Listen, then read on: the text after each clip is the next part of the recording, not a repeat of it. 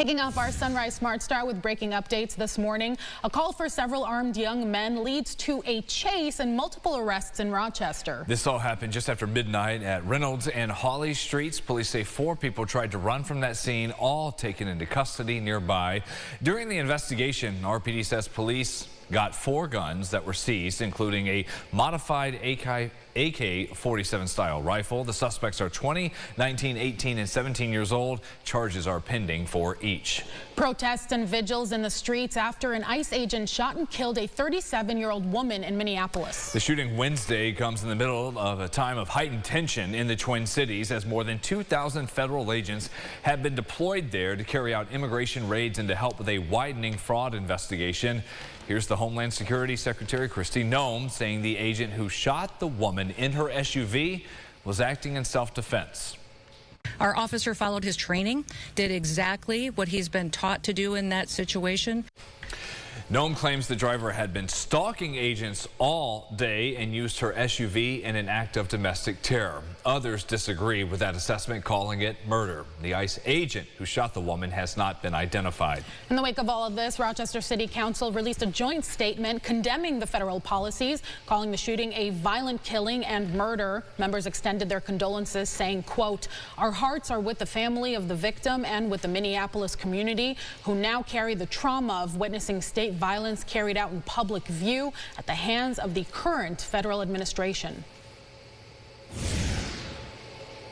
There were so many occasions where you could have threw back and said, I'm going to let the police handle this. Your actions on that day as something that's incomprehensible. With that, this court, in regards to the sentence for murder in the second degree, will sentence you to 25 to life. They're the max sentence announced for 32-year-old Takita Hendricks, the third and last defendant to be sentenced for a heinous act 2 summers ago in Rochester. In July 2024, prosecutors say 3 people set a house on fire on Portland Avenue, trapping 5-year-old Malachi Stovall in the duplex. The defendants were seeking revenge for an assault on their father, but targeted the wrong side of the property. That boy had burns covering more than 75% of his body and died days later. We hear more from Takita's defense, the prosecution, and the victim's family in their own words. It's obvious that this is a horrible tragedy. But again, I think there's a big difference between those who actively try and pursue and commit murder, intentional murder. And I think there's a difference between that and making a horribly foolish and stupid decision that ends up resulting in a tragedy. Once the fire was as big, she didn't scream and say, "Stop this, help someone." She did nothing. And in the interview, which the court saw during the hearing, not 1 ounce of remorse when they told her the child was dead. It's been the worst experience of my life, having to be in this courtroom for months and months on end and having to suppress my emotions and not being able to express how I really want.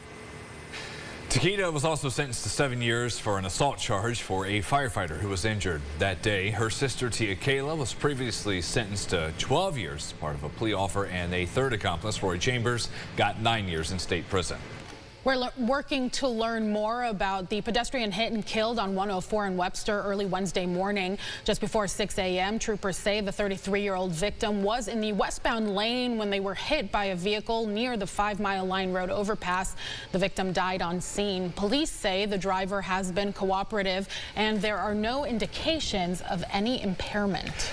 Democrats from New York are criticizing the Trump administration's announcement on a plan to freeze federal child care funding here and in 4 other states. Meantime, a decision last month to cut funding for certain education programs is playing out in real time in Wayne County.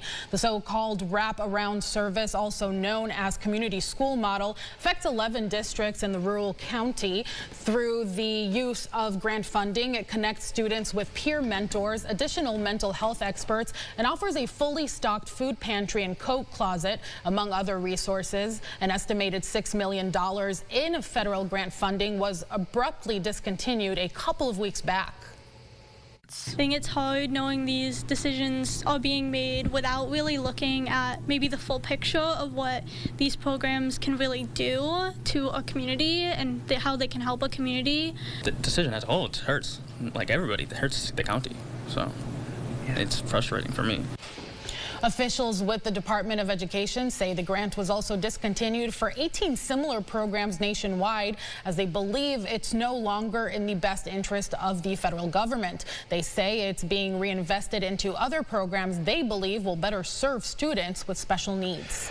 5 minutes to go until 7 o'clock. Your sunrise traffic still good to go. Our map is green, showing the average drive times throughout 590 north and southbound, west side 390 out of Greece and up through Henrietta.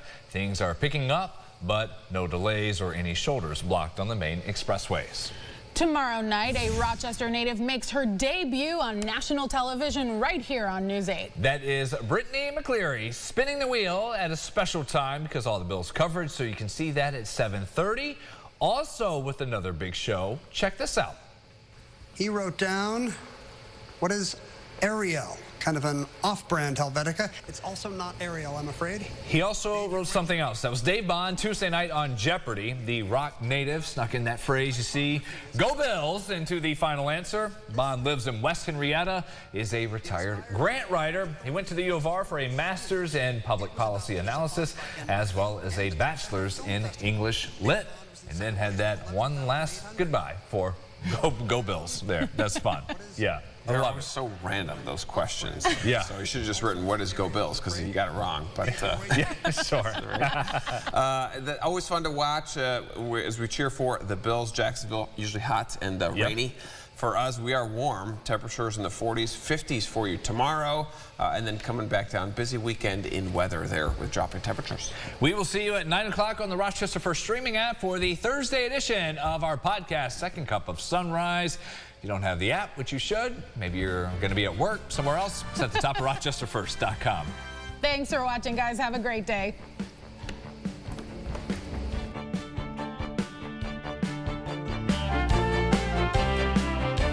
Follow News 8 wherever you are on rochesterfirst.com, Facebook, X, and on our app for news and weather.